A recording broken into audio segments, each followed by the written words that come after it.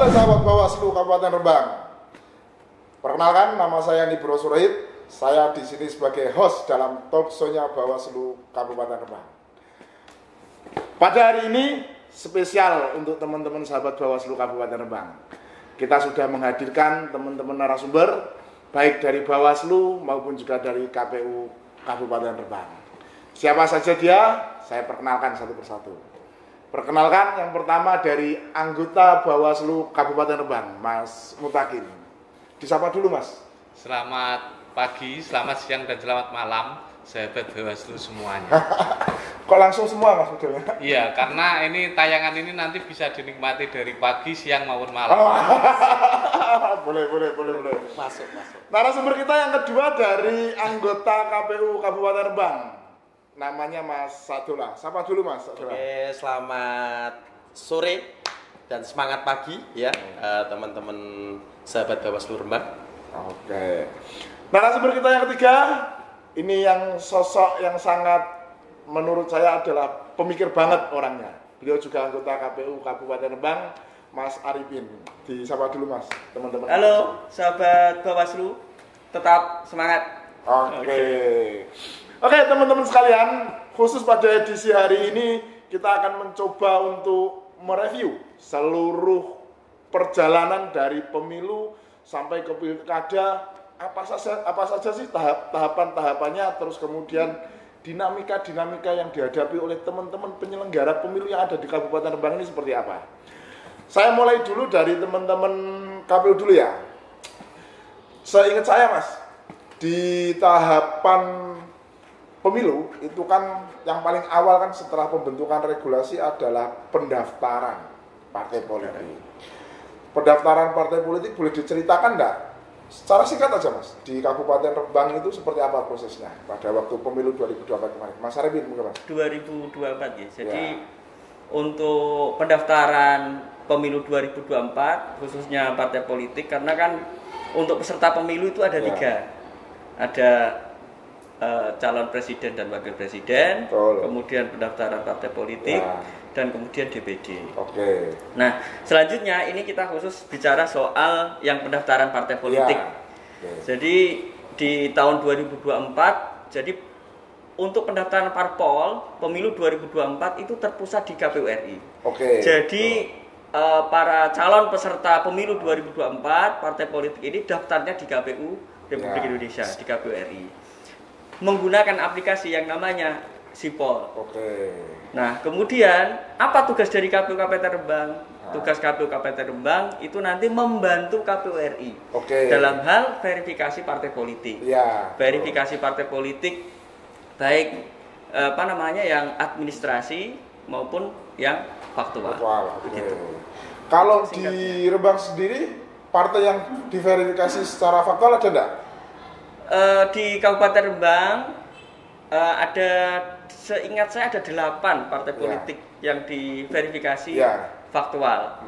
Ada Hanura, kemudian ada PSI, ada Perindo, kemudian ada Partai Garuda, terus kemudian ada Partai Gelora, Partai Umat ada? Partai Umat, PBB, PBB tidak ada, PKN.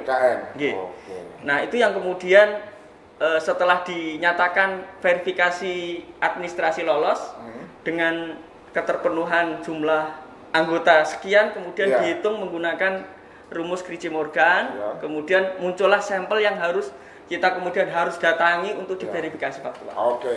Pemirsa, sedikit informasi ya. Mas Arifin ini adalah pelaku sejarah dalam proses pendaftaran, karena beliau ini adalah anggota KPU Kabupaten Rembang yang sudah 2 periode, Mas ya? 2 periode ini. Ya, periode 2018-2023 ya? 23. Dan ini periode keduanya 2023 sampai 2028 nanti ya. Kalau Mas Sadullah ini baru periode pertama ini, Mas ya? Periode pertama. Saya ke Mas Arifin dulu ya, lanjut dulu, Mas, kaitannya dengan ini. Apa yang menjadi tantangan KPU dalam verifikasi faktual, Mas? Verifikasi faktual itu yang pertama tantangan dari KPU adalah karena keterbatasan dari SDM KPU. Yang pertama, KPU itu belum punya badan ad hoc. Oh, waktu itu belum punya ya? Belum punya badan ad hoc. PPK Jadi, maupun PPS belum punya? PPK belum terbentuk. Oke. Dan juga PPS juga belum terbentuk. Jadi kita maksimalkan seluruh SDM yang ada di KPU Kabupaten Rembang, sekitar ada 30 orang yang kemudian selama sekian hari itu harus mendatangi ke rumah-rumah calon anggota itu yang harus kita verifikasi. Satu persatu Mas itu? Satu persatu. Itu strateginya KPU bagaimana Mas? Strateginya Bagi tim atau KPU, bagaimana? ya yang pertama itu kita bagi tim, Ya. kemudian otomatis kita kan juga minta komunikasi ya dengan Ya. LO Parpol itu agar menyiapkan anggotanya, apa Oke. saja yang disiapkan, seumpama kita juga harus minta informasi kapan dia di rumah, Oke. posisinya seperti itu. Terus kemudian setelah itu kita juga komunikasi dengan pihak pemerintah desa dalam Ya. hal ini, kemudian untuk istilahnya kulon nuwun dan juga sekaligus minta tolong untuk ditunjukkan kalau orang ini rumahnya mana. Kalau nggak begitu itu kita bisa tersesat di tengah hutan. Berarti itu menjadi tantangan ya? Itu luar biasa, Pak. Oke. Itu luar biasa. Kita salah satu contoh ya, sehari itu kita target satu tim itu 3 orang itu kita target 20 orang saja, itu kadang juga sangat kesulitan. Kita mau berangkat pagi, mereka pagi mungkin ada yang ke ladang, ke sawah, beraktivitas, bekerja dan seterusnya. Kemudian ketika kita siang ke sini belum pulang. Ketika malam orangnya ada undangan entah Hajatan. acara keluarga, acara itu. Jadi kadang untuk menemui satu orang saja itu kita cukup variatif ya, ini Ya. usaha yang harus kita lakukan. Berarti boleh dong kita semacam memberikan satu rekomendasi lah. Siap. Hasil dari ceritanya Mas Arifin ini. Ya siapa tahu pimpinan kita dengar ya. Rekomendasinya adalah kalau suatu saat pas waktu verifikasi faktual, ya siapa tahu mungkin badan itu sudah terbentuk, kan gitu tuh ya. Harapannya kan itu supaya nanti mempermudah kita untuk verifikasi faktual, kan gitu. Itu menjadi satu rekomendasi yang bagus mestinya untuk teman-teman pimpinan yang ada di RI sana ya, baik legislatif maupun teman-teman KPU maupun Bawaslu kan gitu. Sementara itu dulu Mas Arifin, nanti lanjut ke Mas Arifin lagi. Saya pengen ke Mas Mutakin dulu. Mas Mutakin, ini dari ceritanya Mas Arifin kayaknya ada beberapa hal yang kemudian harus diambil dari perspektifnya Bawaslu nih. Ini informasi teman-teman sahabat Bawaslu bahwa Mas Mutakin ini juga menjadi pimpinan Bawaslu periode yang kedua. Dulu periode pertamanya sama ya kayak ya, 2018-2023. Periode yang kedua ini adalah 2023-2028. Kalau tantangannya Bawaslu gimana Mas pada waktu itu Mas? Hampir sama Mas, Ya. tetapi justru kita lebih banyak mungkin ya, karena tadi satu, kalau Mas Arifin dari KPU jelas menyampaikan bahwa keterbatasan sumber daya manusia dengan sampel atau verifikasi faktual yang dilakukan itu, Bawaslu apalagi Mas. Oke. Jenengan juga tahu, terus sahabat Bawaslu juga tahu, jumlah SDM Bawaslu saat itu juga tidak banyak. Ya. Sedangkan kita dalam tugasnya itu harus mengawasi keseluruhan. Oke, betul. Tidak bisa mengawasinya misalnya sampel KPU 10 kita 1 tidak. Oke. Semua kegiatan itu juga harus dipastikan diawasi. Sehingga kita juga kekurangan sumber daya manusia. Tapi ada lagi yang kedua. Sampel yang akan diverifikasi itu kadang diterima oleh Bawaslu. Itu mepet dengan jadwal pelaksanaannya. Itu juga menjadi satu tantangan sendiri. Misalnya di daerah mana, partai apa, itu sampelnya jam 9 pagi kita dapat, setengah 10 verifikasinya. Misalnya ke Sale. Sehingga kita selain keterbatasan itu juga mepetnya. Tetapi kita dulu itu memakai beberapa informan, informan non formal. Jadi kita itu kan pernah jadi penyelenggara itu pernah punya badan ad hoc, mantan Panwasca, mantan Panwas desa. Itu justru sering kita hubungi untuk menanyakan alamat, alamat orang yang akan diverifikasi dan sebagainya. Itu kita sering ngerepoti mereka. Sehingga dengan keterbatasannya Bawaslu itu akhirnya kita dengan KPU bisa bareng-bareng, KPU melakukan verifikasi, kita melakukan pengawasan. Karena di dalam pengawasan itu Mas, kita juga harus tahu bagaimana sih tata cara verifikasi. Karena tidak hanya sekedar mengawasi tetapi memastikan verifikasi itu sesuai prosedur. Oke.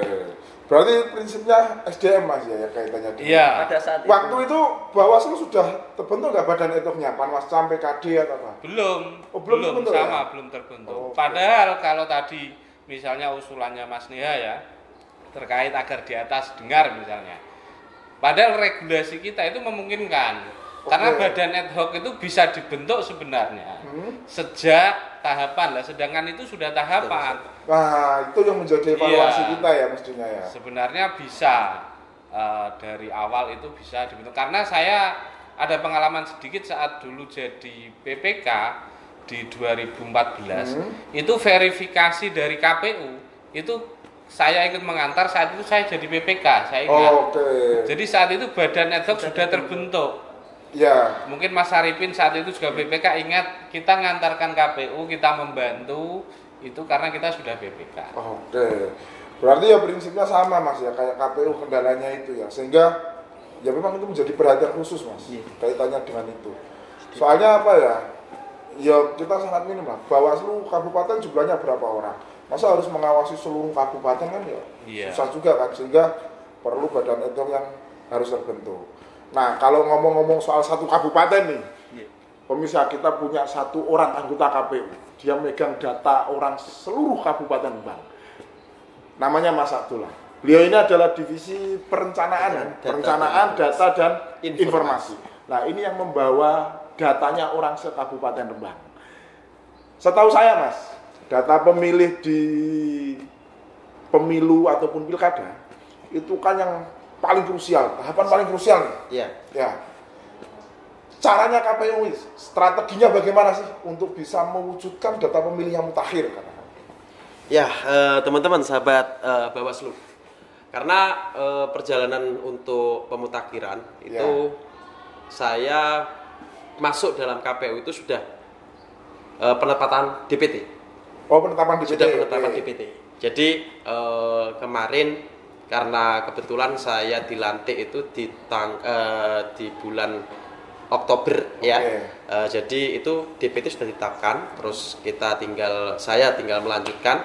Nah, itu berkaitan dengan hal tersebut saya beserta tim ya kan, karena di divisi kita itu ada beberapa tim yang membantu ya kan, untuk kaitannya untuk data pemilih. Jadi kita bekerja sama ya kan. Yang pertama saya juga ucapkan terima kasih juga kepada Dukcapil yang sangat luar biasa ya kan, dan sudah menyupport kita kaitannya untuk data ya kan, berkaitan dengan hal tersebut. Juga Bawaslu juga kita akan sering koordinasi dengan Bawaslu juga untuk kesiapan data ya kan, kevalidan data, dan untuk pemutakhiran karena perjalanannya di pemilu ya kan, saya hanya melanjutkan itu, saya tinggal di DPTB ya kan, daftar pemilih tambahan ya kan, tambahan itu yang kita laksanakan kemarin. Jadi kita berkoordinasi dengan pondok pesantren, dengan dinas-dinas terkait, dan dengan pabrik ya kan, karena yang terbanyak kita adalah pesantren. Karena kemarin kita juga di DPTB itu juga lumayan banyak sekali, itu ternyata kita analisa adalah dari pemilih yang ada di pondok pesantren. DPTB itu pemilih yang pindah memilih. Dari kota A ke kota B atau dari kecamatan A ke kecamatan B. Syaratnya sudah masuk dalam DPT, Mas. Kalau setahu saya, data pemilih di pemilu sama pilkada kan waktunya beda ya? Iya. Panjang di pemilu ya? Panjang di pemilu. Kalau pilkada kemarin udah full ya? Maksudnya udah full, dari sudah. awal sampai akhir ya? Akhir, iya. Mulai dari pembentukan PPDB, Pantarlih, iya. Kemudian Coklit sampai dengan penetapan DPT. Betul. Kalau yang dirasakan Mas Abdullah ini apa? Waktu yang sangat singkat dengan waktu yang begitu panjang ya, pada waktu pemilu. Sebentar kalau tidak salah Mas Abdullah ini sebelum jadi KPU Kabupaten pernah jadi PPS kan? Iya. Di desa. Betul ya? Iya. Oke. Berarti merasakan dong kaitannya iya. dengan data pemutakhiran data pemilih di pemilu pada waktu itu. Sehingga boleh nggak sedikit cerita dinamikanya Mas? Teman-teman itu saya sebelum di KPU memang kan di PPS. Ya. Kebetulan saya dulu juga pemegang data Ya. di PPS-nya itu. Nah, jadi perjalanannya terkaitan dengan data pemilih. Memang tadi Mas Tia menanyakan berkaitan dengan bagaimana keluh kesahnya ya. Ya. Nah, itu terkait masalah waktu, saya kira kita memang itu Mas. Tahapannya terlalu Singkat. ya kan, terlalu singkat. Cuma saat pilkada itu. saat pilkada. Tapi kita karena saya sudah belajar dari pengalaman yang pemilu kemarin ya kan. Jadi alhamdulillah data yang dari pemilu dengan data dengan di pilkada kita mensinkronkan, dan kebetulan ada beberapa pemilih yang notabene apa ya bahasanya DPK itu daftar pemilih khusus ya kan, atau kalau bahasa saya itu pemilih yang tercecer, pemilih yang punya hak tapi belum masuk dalam DPT. Itu kita menginventarisasi, dan di saat kita coklit ya kan, pembentukan coklit itu ya kan, pembentukan pantarleh ya kan, untuk melaksanakan coklit selama 1 bulan itu kita menyodorkan juga nama-nama yang ada di DPK tersebut. Jadi kita menyampaikan kepada teman-teman pantarleh, teman-teman lewat teman-teman PPK ya kan, PPK PPS ya kan, itu kita menyampaikan oh ya BNM ini belum masuk dalam DPT kemarin. Dan itu sementara Mas. Kalau kaitannya dengan coklit tidak ada kendala ya Mas? Alhamdulillah aman. Kalau setahu saya nih ya, dulu Bawaslu pernah ngasihkan semacam saran perbaikan daripada KPU. Itu tidak lanjutnya gimana Mas? Oh ya, kita memang sama Bawaslu gimana ya? Kocok kental lah. Iya, kocok kopi lah. Sparing partner. Kita itu sebenarnya ini loh, saudara kembar. Iya. Kita lahir dari undang-undang yang sama. Undang-undang yang sama.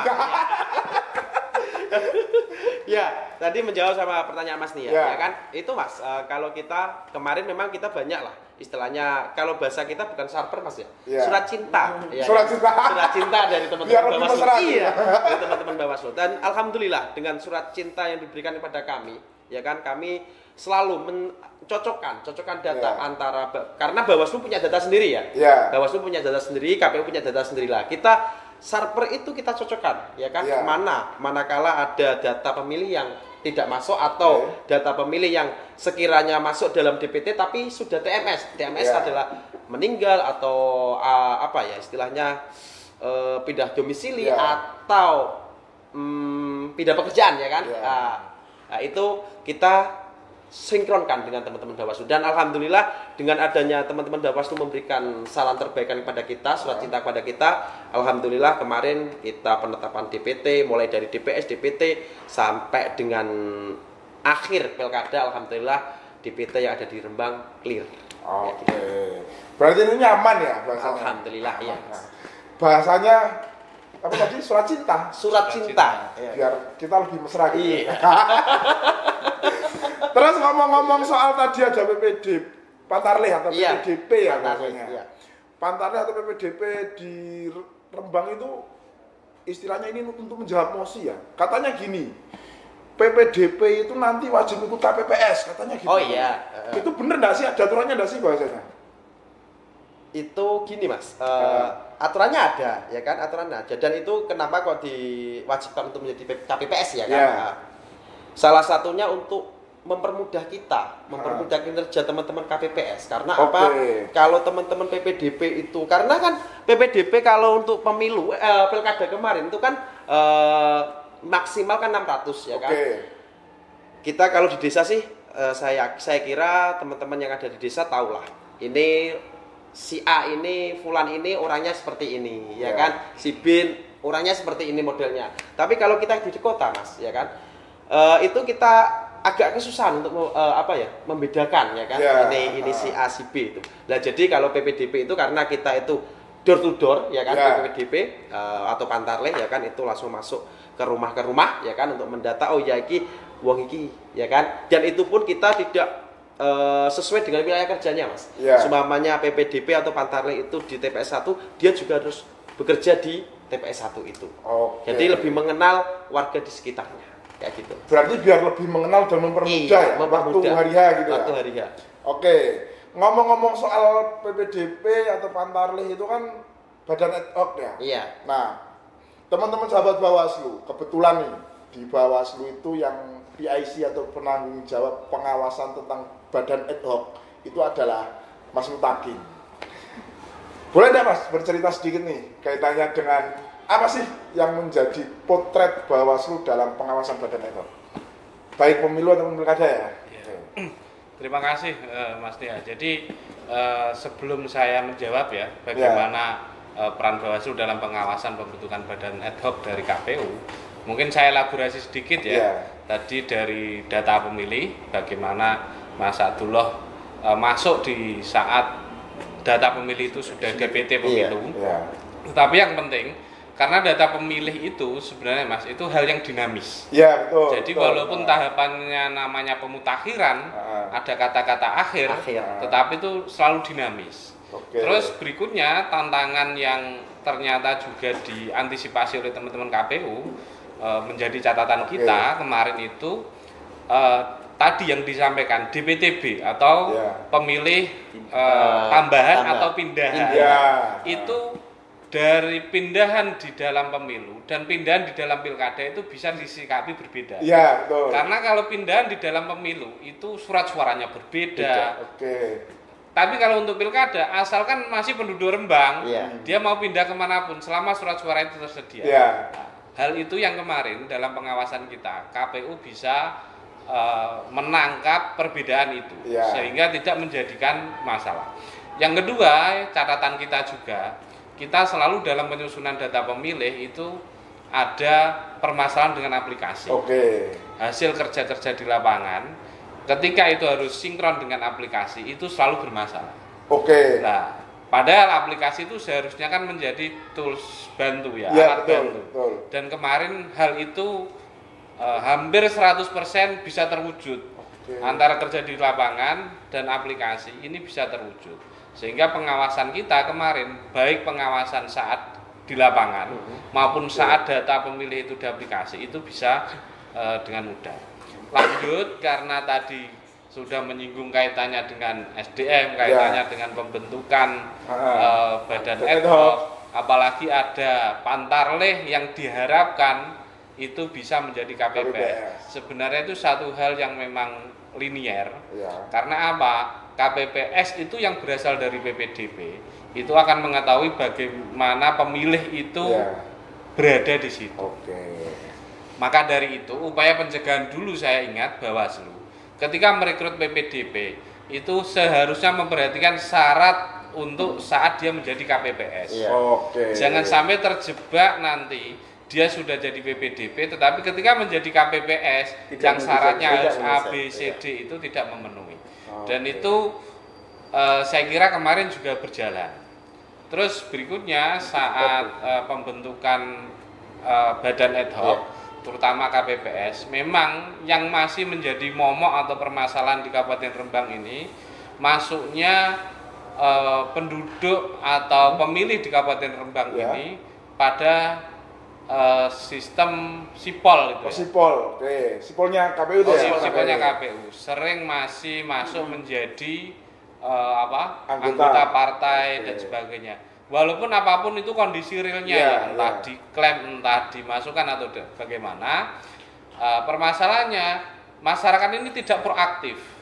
Ketika dia untuk bisa menjadi dan ditemukan oleh Bawaslu hampir 300 lebih itu saat itu untuk pemilu kita temukan calon KPPS yang namanya masuk dalam aplikasi sipol. Terus akhirnya karena persyaratan di KPU kan membuat surat pernyataan, diwawancarai, terus diterbitkan surat keterangan dari KPU. Permasalahannya yang bersangkutan ini tidak proaktif untuk take down di sistem sipolnya. Padahal sebenarnya sistemnya KPU itu memungkinkan mereka itu untuk take down. Karena sudah mendapatkan surat keterangan dan dia diterima sebagai KPPS, lah itu sudah berhenti. Nah, tapi ada baiknya ketika waktu pilkada kemarin, hal tersebut bisa kita antisipasi bersama. Komitmen dari KPU serta pengawasan dari Bawaslu, hampir seluruh KPPS ketika pengumuman administrasi itu masih kita temukan 2 orang se-Kabupaten Rembang. Selepas itu, setelah pengumuman administrasi itu hampir clear, seluruh calon KPPS, baik yang KPPS itu bertugas maupun KPPS yang lolos menjadi cadangan, itu clear tidak ada yang masuk sipol. Sebentar, waktu pemilu yang terdeteksi DNA partai politik berapa? 362. Waktu pilkada? 2 orang. 2 orang? 2 orang. Turun drastis ya? Turun drastis. Itu termasuk komitmennya teman-teman KPU untuk? Komitmennya teman-teman KPU. Oke. Berarti itu menjadi evaluasi ya waktu pemilu? Dan dipakai dalam pilkada. Nah ini yang benar, progresif banget kan bahasa sederhananya. Terus yang dilakukan teman-teman Bawaslu apa Mas ketika mendapatkan temuan itu? Dari 300 itu kita sampaikan Mas. Jadi 300 itu posisinya itu sudah lolos administrasi. Sedangkan kita ketahui kalau tahapan pembentukan KPPS itu kan tidak ada tes tulis, tidak ada tes wawancara. Setelah administrasi, tanggapan masyarakat lalu pengumuman. Nah, kita masuk saat tanggapan masyarakat itulah. Bawaslu memberikan tanggapan masyarakat terhadap 300 nama itu, akhirnya diterbitkanlah yang bersangkutan itu diundang oleh KPU. Bahkan KPU mendisposisikan lokasi pemanggilan tidak harus di kantor KPU, tetapi bisa di kantor-kantor PPK, sehingga ketika yang bersangkutan itu diwawancarai dan menyatakan tidak sebagai anggota partai, diterbitkanlah surat dari KPU itu. Sebentar Mas, saya tahan dulu Mas, sebentar ya. Saya pengen ke Mas Arifin dulu. Konon katanya Mas Arifin ini kan divisi hukum ya? Seluruh tanggapan atau kemudian saran perbaikan dari Bawaslu atau rekomendasi katanya lari ke mejanya Mas Arifin. Termasuk ini kan berarti semacam tanggapan atau saran perbaikan Mas dari Bawaslu. Dan itu tentu masuk ke mejanya Mas Arifin soal kasustik itu ya. Nah, kira-kira boleh nggak Mas bercerita sedikit apa yang dilakukan teman-teman KPU ketika dapat model seperti itulah? Jadi kalau kemudian kita mendapatkan surat cinta atau apapun lah bahasanya tadi Mas Dul sampaikan terkait dengan semua tahapan itu pasti juga akan masuk ke meja saya karena itu harus yang pertama harus ditindaklanjuti. Ditindaklanjuti itu yang pertama harus diperiksa dulu. Diperiksa, kemudian dicek datanya apakah benar yang disampaikan Bawaslu ini. Nah, kemudian kita ambil langkah itu bisa yang menangani KPU sendiri. Kalau memang datanya sedikit, seumpama hanya 2, 3, 4 kita bisa lah handle sendiri. Tetapi kemudian kalau yang disampaikan Pak Mutangin tadi ada 362, otomatis kita nanti akan mendelegasikan itu kepada teman-teman PPK. Tolong ini dicek. Kalau memang sudah di aplikasi sipol kita cek ada, kemudian nanti ternyata dia memang sudah membuat surat pernyataan bahwa dia bukan anggota parpol, maka kita akan melakukan klarifikasi yang kita delegasikan kepada teman-teman PPK. Mereka datang ke PPK, diklarifikasi, kemudian terbitlah berita acara bukan anggota parpol. Dan itu clear ya Mas ya? Clear, itu insya Allah clear. Dan bahasa sederhananya gini Mas, banyak masyarakat yang pengen daftar KPPS, tapi dia ternyata anggota partai politik. Bisa jadi itu ada unsur ketidaksengajaan ya, atau kemudian mereka salah input dan lain sebagainya. Ada nggak Mas saran untuk masyarakat nih yang kemudian ingin mendaftar menjadi penyelenggara tapi namanya masuk di partai politik dan lain sebagainya? Boleh nggak berikan saran Mas? Jadi begini, sebagai pemilik identitas sebagai pemilik identitas kita itu kan punya hak penuh atas identitas kita. Terus kemudian, nah memang kadang mungkin masyarakat itu kurang aware, kurang sadar terkait dengan nama saya ini masuk dalam disipol sebagai anggota. Bahkan ada yang dia itu datang ke KPU, Pak saya itu bukan anggota, saya itu bukan pengurus. Kalau pengurus itu memang kita nggak ada toleransi, kita kan pengurus. Apapun alasannya, meskipun itu dicomot, itu adalah salah satu tindak kehati-hatian kita. Bisa kita juga nggak nuduh bohong, tapi kan kita boleh kan, kita kan punya hak untuk merekrut mereka. Jadi kalau dia teridentifikasi sebagai pengurus, pasti kita coret, Tapi kalau keanggotaan itu masih ada beberapa kasustis yang kemudian kita temukan memang dia benar-benar bukan anggota. Kok dia tahu dari mana dan seterusnya itu. Terus yang tingkat kesadaran itu yang pertama. Jadi masyarakat itu harusnya memang juga mantengin ya Iya. istilahnya terkait dengan HA-nya. Bahkan anggota parpol itu kan nggak boleh jadi PNS, umpama. Oh betul. Oke. Penyelenggara itu Iya. salah satunya. Nah sehingga saya pikir di samping KPU yang membuka ruang yang informatif terkait dengan bisa kok saya itu ngecek nama saya melalui NIK yang saya punya, Iya. apakah saya terdaftar di satu partai atau tidak. Kan Di info pemilu kalau tidak salah ya. info betul ya? pemilu nggih. Oke. Cek keanggotaan. Itu sangat mudah, caranya sangat mudah, online, hampir bisa diakses di semua tempat, sangat mudah sebetulnya. Dan kalau kemudian dia memang merasa bukan, ya tinggal datang ke KPU, klarifikasi saya bukan anggota. Berarti Mas Arifin waktu pilkada kemarin saat pembentukan badan itu lega ya? Nah katanya Mas Pun kosong. Itu kayaknya juga belajar dari pengalaman yang pemilu kemarin.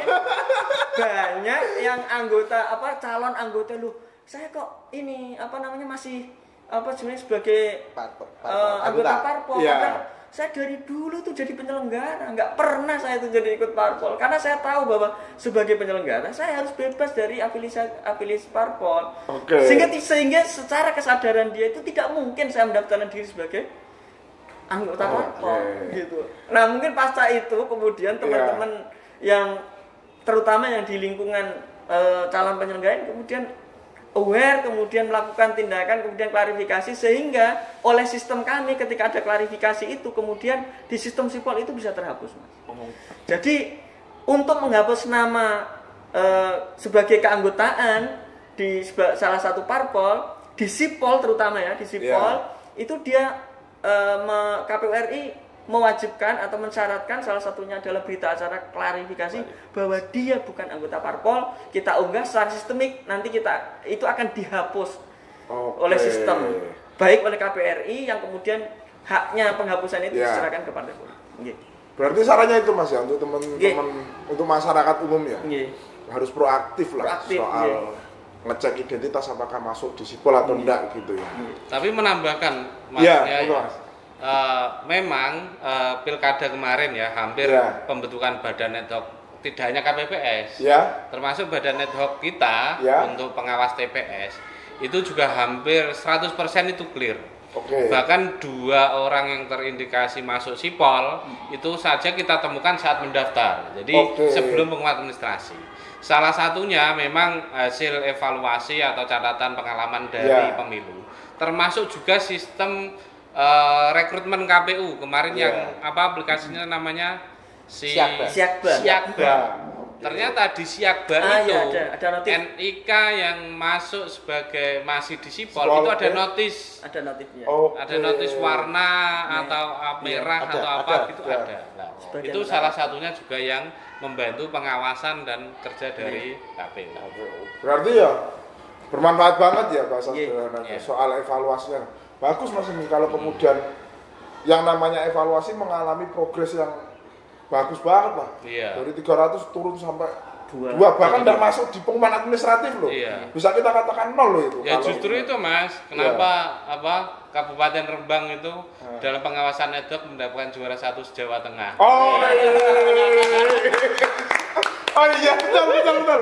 Mbak Maslu kemarin mendapatkan juara 1 dalam ini. KPU kemarin kayaknya menerima penghargaan ya? Iya Mas ya. Kategori apa? Kategori penanganan pelanggaran. Pelanggaran kode etik. Kode etik. Iya. Berapa banyak sih sebenarnya rekomendasi pelanggaran kode etik ke KPU Mas Arifin? Gini, sebetulnya kemarin kan ini ranahnya Mas Arifin tuh ya? Dapat penghargaan. Jadi yang ini pengalaman saya. Jadi KPU Rembang itu selalu mendapatkan penghargaan terkait dengan penanganan, baik penanganan sengketa maupun penanganan pelanggaran. Kalau penanganan sengketa, penyelesaian sengketa pemilu atau penyelesaian PHPU, Rembang juara 1. 2020. 2020 kemarin. Se-Jawa Tengah. Terus kemudian yang kemarin kita itu juara 3. Karena memang dalam tanda petik mungkin kurang dramatis. Yang kurang dramatis apanya Mas? Jadi kan kalau di kabupaten lain itu ada yang sampai pemecatan Mas. Untuk saksinya. Saksinya. Kalau kita kan di peringatan. Jadi sebetulnya pengawasan internal itu kalau dilakukan oleh KPU sendiri kan tidak mungkin. Ya, Karena mata itu KPU kan hanya cuma berapa. Nah, kita tugaskan kepada teman-teman PPK untuk mengawasi PPS-nya, PPS mengawasi KPPS-nya dan seterusnya, sehingga kemudian itu saling mengingatkan bahwa jenengan sekarang sudah penyelenggara loh, jenengan sekarang sudah bukan dalam tanda petik orang biasa lagi, orang tidak bisa semaunya, baik komen, bersikap dan seterusnya, sehingga dari saling mengingatkan itu kemudian teman-teman itu menjadi bonding, rekat, kemudian tahu bahwa saya penyelenggara, kalau mungkin nyerempet kemudian saling mengingatkan. Sebetulnya itu sih. Tapi yang paling diproses itu Mas, itu yang hasil temuannya KPU sendiri atau yang rekomendasinya Bawaslu ya? Jadi sebetulnya ada dua cara. Ya, caranya gimana? Enggak yang kemarin menjadi yang dapat nominasi itu Itu kemarin hasil dari servernya rekomendasinya Bawaslu. Karena kan kemarin masih simpang siur. Terus kemudian ini kan sangat kuat ya, rekomendasi itu dari Bawaslu kan melalui kajian, klarifikasi dan seterusnya, sehingga muncullah rekomendasi itu, sehingga kita wajib untuk menindaklanjutinya. Kita tindak ternyata benar, kita gelar persidangan, kemudian kita sampaikan kira-kira apa yang dilanggar dia dan seterusnya, sehingga dia juga mengakui itu kelalaian dan seterusnya, sehingga kita berikan sanksi sebagai sanksi peringatan. Kemudian juga karena dia posisinya sebagai ketua PPS, kemudian dia tidak menjadi ketua PPS. Berarti kurang dramatis sanksinya ya? Bukan rekomendasinya loh ya? Bukan rekomendasi dari Bawaslu enggak ya? Tapi sanksinya. Enggak, kadang kan memang kalau yang dalam tanda petik semakin berat suatu pelanggaran, pasti penanganannya lebih berat. Mungkin itu yang dinilai oleh KPU Provinsi Jawa Tengah bahwa ini butuh effort lebih sehingga harus diberi penghargaan lebih. Dan prosesnya saya yakin itu sesuai aturan banget sehingga kenapa bisa dinilai. Kalau soal sanksi dan sebagainya, setahu kami ya, karena kita pernah juga pelatihan adjudikasi gitu. Karena kalau untuk sanksi itu kan keyakinan hakim. Keyakinan. Berarti gini sahabat Bawaslu, soal penanganan baik penanganan penyelesaian sengketa atau kemudian penanganan pelanggaran di ranah KPU nggak perlu diragukan lagi. 2 kali berturut-turut mendapat penghargaan soalnya. Oke? Saya pengen ke Mas Abdullah sekarang. Konon ya. Ini untuk ngasih informasi aja kepada masyarakat. Di pemilu kan terjadi yang namanya PSU. Itu ada kaitannya dengan data pemilih katanya. Nah, itu gimana sih ceritanya, Mas? Gini Mas, itu memang kita kemarin untuk pemilu ya. Iya, pemilu kemarin. Pemilu itu kita memang ada kesalahan terkait dengan administrasi, kaitannya dengan data pemilih ya kan, karena itu tidak masuk dalam DPT dan orang tersebut juga tidak warga Kabupaten Rembang. Ya, tetapi ya kan orang tersebut itu terdaftar di DPT kota lain. Ceritanya ya kan. Kita kan mungkin saat itu pemilih atau sengaja atau tidak kita nggak tahu ya. Sengaja atau tidak kita nggak tahu, tapi pemilih itu berusaha untuk menyalurkan hak menggunakan hak pilihnya. Mungkin saja pemilih itu rumahnya di sini tapi identitasnya di mana nggak tahu ya kan. Dia mencari tempat yang lebih dekat. Nah, kebetulan dia memberikan hak suaranya tersebut kepada di TPS terdekat tadi ya kan, dan kita selaku KPPS-nya mungkin saja dia tahu ini warga sekitar ya kan, atau nggak tahu tapi pas saat pendaftaran itu orang banyak ya kan. Jadi kita memang bahasanya yang namanya pemilih itu terkadang juga dengar kemarin juga ada sempat ada intimidasi juga Mas ya, ancaman juga. Ancamannya ke KPPS. Ke KPPS juga. Memaksa untuk memilih. Dan itu pun sempat ditolak ya kan, ditolak 3 TPS. 3 TPS dan dia lolos di TPS yang keempat. Ya kan? Lolos di TPS yang keempat. Ya kan? Jadi mungkin saja diintimidasi dan sebagainya. Teman-teman KPPS itu mengizinkan. Dia sampai pindah ke 3 TPS, ditolak 3 TPS. Ditolak 3 TPS. Sebentar, tadi Mas Abdullah menyampaikan kalau ada pindah memilih. Apa orang tersebut tidak pindah memilih? Tidak pindah memilih. Oke. Tidak pindah memilih. Nah, ini untuk informasi pada masyarakat nih. Jika ada masyarakat yang kemudian nakal maksa untuk nyoblos di TPS, itu konsekuensinya PSU ya. PSU ya. Kalau pengen nyoblos di TPS lain, bukan di TPS tempat terdaftar, mestinya harus ngurus surat pindah memilih. Pindah memilih, iya Kak. Oke. Dan itu diperbolehkan. Diperbolehkan. Ya? Nah, itu syaratnya. Kalau nggak ngurus surat pindah memilih, ya jangan sekali-kali nyoblos di TPS lain. Konsekuensinya PSU. Nah, kasihan teman-teman penyelenggara kalau sampai PSU. Tapi kalau pilkada kemarin nggak ada ya, Pak? Alhamdulillah lancar. Adem ayem ya? Adem ayem. Karena nih ya ceritanya nih, antara rekapnya Bawaslu nih Mas. Kejadian khusus rekapnya Bawaslu di pemilu sama di pilkada itu turun drastis Mas. 50% lebih katanya itu. Nah, kalau soal PSU nanti ya kita bahas di sesi lain aja. Kayaknya seru kalau PSU itu dibahas di sesi lain. Terus berkaitan dengan dinamika pemungutan dan lain sebagainya. Saya pengen ke ini, antara pemilu sama pilkada. Soal kaitannya dengan PHP ya, PHPU ya. Iya. Nah, saya pengen ke Mas Arifin nih.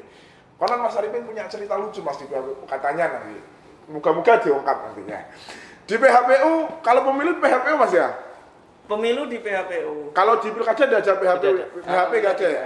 Jadi ceritanya gimana Mas PHPU itu Mas? Jadi ini ya, mungkin sebagai sejarah ya. Yeah. Sejak saya menjadi KPU periode pertama 2018 sampai 2023 sampai sekarang itu pasti setiap pemilu maupun pilkada itu pasti saya ke MK. Oke. Ke MK ya? Iya. Itu kita pasti ke MK. Nah, terakhir pilkada 2024 itu memang kita sudah tidak lagi ke MK. Oke. Berarti progresif lah. Jadi semakin hari semakin. Nah, meskipun PHPU atau PH Pilkada itu juga tidak mesti bahwa berarti pemilu atau pilkadanya ruwet. Sehingga harus ada harus ada di MK, harus di challenge di MK. Nah, MK salah satunya adalah peluang bagi KPU untuk membuktikan bahwa KPU ini kerjanya benar nih. Sehingga kemudian permohonan dari pemohon itu kemudian tidak dikabulkan atau tidak diterima atau gitu. Berarti dari pemilu 2019, pilkada 2020, pemilu 2024. Itu selalu berangkat ke MK ya? Selalu berangkat ke MK. Dan itu yang pertama tadi kan tantangan sekaligus peluang. Peluang kita belajar, peluang kita berpengalaman. Berarti teruji ya? Maksudnya ada nggak yang dikabulkan oleh hakim MK? Gugatannya si penggugat itu? Di ketiga gugatan di MK itu kita belum pernah menerima dikabulkan oleh MK. Semuanya ditolak. Semuanya ditolak ya? Ya. Berarti sudah teruji dong kinerja KPU. Terus kalau cerita dibalik ke MK 3 kali itu Mas, katanya Mas Arifin selalu dapat hal-hal yang menghilangkan. Nggak tahu ya. Mungkin karena ini ya, orang itu kalau sudah konsentrasi fokus pada sesuatu, saya kan harus dalam tanda petik saya harus mempertahankan kinerja KPU nih. Jangan sampai kita itu terbukti salah. Pemilu penyelenggara KPU itu kan dalam tanda petik mungkin boleh salah. Sebetulnya nggak boleh salah. Tidak boleh salah, tidak boleh bohong. Tapi kalau sudah salah maka tidak boleh bohong. Kan? Nah, saking konsentrasinya saya harus ngawal PHPU ini, mungkin yang pertama itu sepatu saya hilang. Itu pernah. Sepatu saya hilang. Itu tahun berapa itu? Itu tahun 2020. 2020. Terus saya juga di 2020 diusulkan dalam tanda petik reaktif COVID karena saya mau masuk MK kan di swab dan seterusnya. Reaktif COVID ya? Reaktif tapi ternyata ketika di swab di PCR itu ternyata tidak. Negatif. Nah, terus kemudian yang kedua, kemarin yang terakhir. Kalau yang kemarin lebih parah. Yang kemarin itu saya kan harus menghadiri persidangan di MK itu. Saya kan bawa draft jawaban atau Iya. draft alat bukti, daftar alat bukti itu saya masukkan tas. Saya biasanya nggak pernah bawa tas.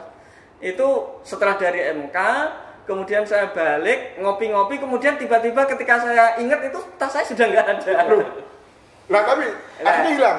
Iya, iya. Oh, Jadi setiap saya berangkat ke MK pasti ada yang hilang, tapi yang tidak hilang adalah marwah dari KPU. Oh, Gitu kan, ya. oke. Kalau Mantap itu sih. sepele lah. Sepele. Tapi kalau di pilkada kemarin tidak ada ya berarti ya? Pilkada kemarin tidak ada. Nggak ada. Itu baru dalam tanda kutip selama Mas Arif menjadi KPU Iya. baru itu ya? Tidak Ajang ada. demokrasi nggak ada di Nggak ada, Mahkamah gitu. Konstitusi ya? Kesempatan terakhir di MK kan kayaknya pilkada kemarin kan. Karena kalau periode depan kan saya sudah tidak sampai kepada Iya, coblosan Oh ya. sebagai KPU. Nggak kangen sama hakim MK Mas? Ya, luar biasa MK. Nah itu teman-teman sahabat Bawaslu, ada beberapa cerita unik kalau Mas Arifin yang kemudian bercerita itu pasti ada yang unik. Mulai dari sepatu, tas, lo itu sampai berkasnya hilang Mas ya? Berkasnya hilang tuh. Oh, cuma ini itu kan salinan. Oh salinannya, Pegangan saya, oh bukan pegangan salinannya. Daftar Jadi, bukti. daftar alat bukti. Oh, Jadi oke. kalau kemudian hakim kemudian tanya saya juga pegang. Oh gitu, untuk Meskipun salinannya itu aja ya. Oke. Nah itu sahabat Bawaslu. Ini untuk menutup sesi talkshow pada hari ini, saya pengen closing statement dari satu-satu narasumber. Dimulai dari Mas Mu dulu. Oke. Terima kasih Mas Niat. Teman-teman semuanya, jadi sebenarnya tadi obrolan ini menarik. Ya. Banyak sekali sebenarnya yang bisa kita ceritakan, apalagi ini pemilu dan pilkada ya. Ya. Tetapi tentu ini bukan yang pertama dan terakhir. Ya. Karena dari sisi urusannya Mas Neha itu juga belum. Ya. Karena Mas Neha ini juga sekaligus divisi penanganan pelanggaran. Jadi nanti harapannya yang episode-episode Ya nanti berikutnya Mas. episode berikutnya kupas tuntas Iya. tahapan kampanye pemungutan Betul. gitu. Kita Mas. rolling saja nanti Ya, MC-nya oke. gantian. MC-nya gantian. Jadi makanya tadi ada istilah PSU kan, nah, nanti PSU-nya di sini. Tapi Mas, bukan closing ini ya, Ya. sedikit menambahkan saja. Ya, monggo. Tadi kan dari 4 kali lah gelaran pilkada pemilu ini, 3 kalinya masuk MK Oke. dan semuanya putusannya adalah ditolak. Ya. Itu juga karena gini Mas, dalam PHP maupun PHPU, Oke. Bawaslu itu juga posisinya sebagai pihak pihak Terkait. terkait Oke. PT ya, Atau yang memberi keterangan. pemberi keterangan Oke.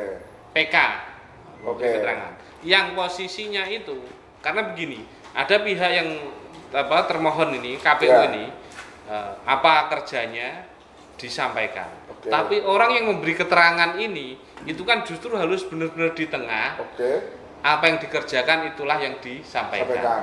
Oke. Nah, bisa jadi keputusan untuk ditolak semuanya itu ya karena pemberi keterangannya ini juga luar biasa. Oh itu kade effortnya. berarti. Tadi lupa gak disebut ya? Sehingga closing statement saya yang mengingatkan ada peran memberi keterangan yang tidak boleh dilupakan. Udah cukup itu Mas. Ini nggak mau kalah Mas. Soal peran tadi itu ya. Bukan soal perannya itu tadi. Oke Mas Satullah monggo. Oke. Ya. Oke teman-teman, ini tadi juga sampaikan ya kan, ini tidak closing statement ya kan, cuma saya mengingatkan pada teman-teman pemilih ya kan, karena saya divisi Rendatin ya, perencanaan data dan informasi. Teman-teman jangan apa ya, Pasif. ya jangan pasif ya kan, Oke. jangan pasif terkaitan dengan pengecekan data pemilih ya kan, karena data pemilih itu bisa diakses di www.cekdptonline.kpu.go.id ya kan, itu bisa dicek di situ namanya apabila tidak terdaftar di DPT di DPS ya kan, karena sebelum DPT ditetapkan adalah DPS dulu ya kan, itu nanti bisa menyampaikan kepada teman-teman kita, rekan-rekan kita yang ada di tingkat desa. Ya itu Oke. dari saya ya kan, terima kasih. Intinya masyarakat harus proaktif. Gitu Proaktif, ya. ya. Oke, jangan pasif gitu ya. Ya. Ini harus dramatis Mas. Kalau closing statement terakhir itu harus dramatis.